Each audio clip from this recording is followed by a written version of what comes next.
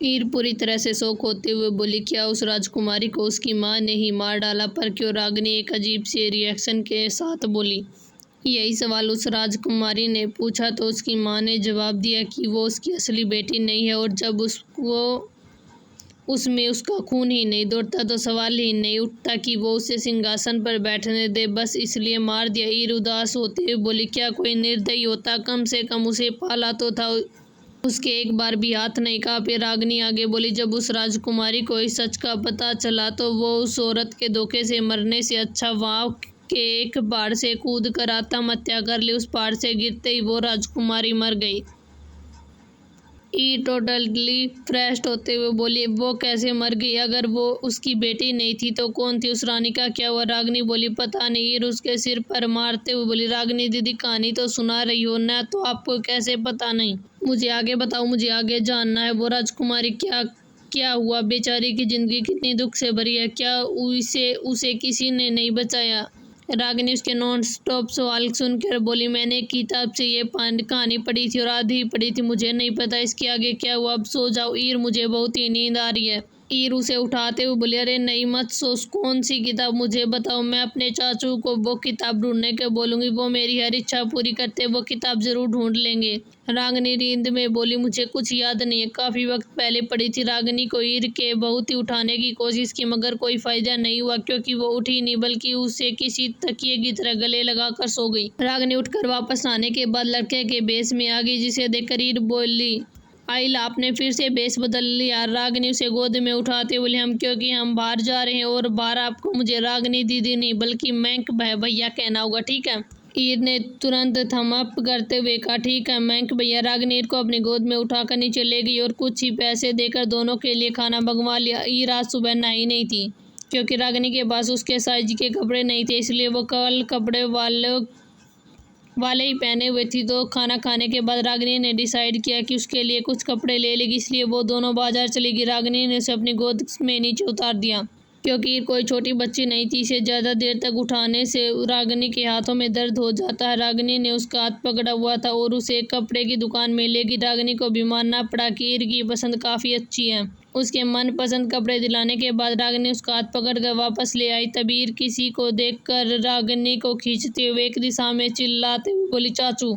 ईर जिस दिशा में चलाई थी रागिनी की नज़र उधर गई। तभी उसकी आंखें किसी जानी पहचानी आंखों से मिली और उसके मुंह से निकल गया, महामहिम रियान। रागिनी ने काफी धीरे से कहा था, इसलिए ईर को उसकी आवाज सुनाई नहीं दी। रियान ने इस वक्त कोई शाही कपड़े नहीं पहन रखे थे, उसने मामूली कपड़े पहन रखे थे, लेकिन इसमें भी उसका आकर्षण कमाल का लग रहा था। वो बिल्कुल किसी ग्रीक गॉड के जैसे हैंडसम लग रहा था। ईर के साथ साथ रागिनी कब उसके पास पहुंच गई उसे पता नहीं चला। रागिनी अपने मन में बोली, ईर रियान की भतीजी है, मतलब वो जरूर सम्राट की बेटी होगी। भगवान, रागिनी मैंने इसे अपना सच क्यों बताया? वो ईर की तरफ प्लीडिंग आईज देख रही थी। वो, प्लीज कुछ मत बोलना और अपना मुंह बंद रखना। रागिनी रियान को देखने लग गई। उसने उसे पहचान तो नहीं लिया, मगर रियान ने सीधे ईर को अपनी गोद में उठा लिया और ईर ने झट से उसके कंधे पर अपना सर रख दिया, जैसे उसे इस चीज की आदत हो। रियान उसे थोड़ा सा डांटते हुए बोली, फिर से बिना बताए घर से भागा। इस बार घर चलो, तुम्हें भाभी कमरे में बंद कर देंगी। भैया कितने परेशान थे तुम्हारे लिए, तुम्हें पता भी है। उसकी आवाज़ इस वक्त बिल्कुल भी डरावनी नहीं लग रही थी, बिल्कुल वैसी आवाज़ थी जैसे वो रागिनी के सामने इस्तेमाल करता था। रियान के इस अंदाज से रागिनी मन ही मन एक गहरी सांस लेते हुए बोली, लगता मुझे इन्होंने नहीं पहचान, लेकिन मैंने तो सुना है राजकुमार शौर्य यहाँ आए हैं, तो फिर ये कहाँ से टपक गए? रागिनी इस मौके का फ़ायदा उठाकर वहाँ से निकलने ही वाली थी, लेकिन तभी ईर उसका परिचय कराते हुए बोली, चाचू ये है मैंक भैया, इन्होंने मेरी बहुत ही मदद की, मेरा बहुत ही अच्छे से ख्याल रखा। रियान उसके कंधे पर हाथ रखते हुए बोला, मेरी भतीजी का ध्यान रखने के लिए धन्यवाद दोस्त। क्यों न तुम मेरे साथ चलो, आज दोपहर में थोड़ा सा जाम हो जाए। रागिनी ने उसके हाथ को अपने कंधे पर देखा और थोड़ा सा अजीब लग रहा था। वो मन ही मन बोली, जाऊं या न जाऊं? मुझे इनका बिहेवियर की इतना अजीब क्यों लग रहा? कहीं ये मुझे पहचान तो नहीं गई? रियान इस वक्त बिल्कुल आम जनता की तरह बिहेव कर रहा था। उसके बिहेवियर को देखकर कोई भी नहीं कह सकता था कि ये कुछ न बोलने वाले, सबसे अलग थलग रहने वाले महामहिम रियान है। रागिनी के एक्सप्रेशन काफ़ी अजीब थे। रियान वापस उसके कंधे पर थपथपाते हुए बोला, क्या हुआ दोस्त? ईर तुरंत रागिनी को देखते हुए बोली, मैंक भैया चलो ना। वैसे तो ईर ने उसका राज नहीं खोला था, लेकिन इसकी क्या गारंटी थी कि वो फ्यूचर में भी किसी को न बताए? रागिनी ने तो उसने अपना असली नाम भी बता दिया था।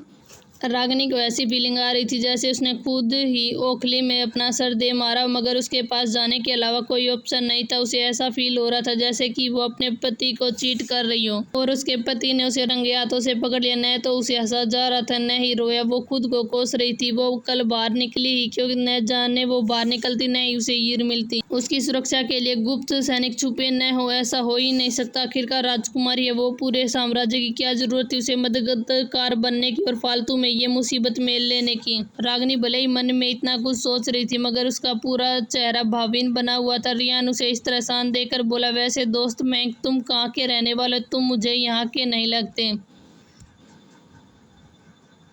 रागिनी मन ही मन बोली, अरे लगूंगी कैसे जब यहाँ की हुई नहीं। खैर, वो एक स्माइल के साथ बोली, मैं राजधानी से हूँ, आप बताइए आप कहाँ से हैं? रियान उसका जवाब देते हुए बोली, क्या अद्भुत संयोग है, मैं भी राजधानी से हूँ। रागिनी को लगा कि रियान ये नहीं बोलेगा, लेकिन रागिनी खुद से ही उसे कुछ बोलने से पहले ही बोली, वो क्या संयोग है? वैसे मैं तो पूछना भूल ही गया, आपका नाम क्या? रागिनी को पूरा भरोसा था कि अब रियान झूठ बोलेगा। रियान ने सीधे जवाब दिया, रियान।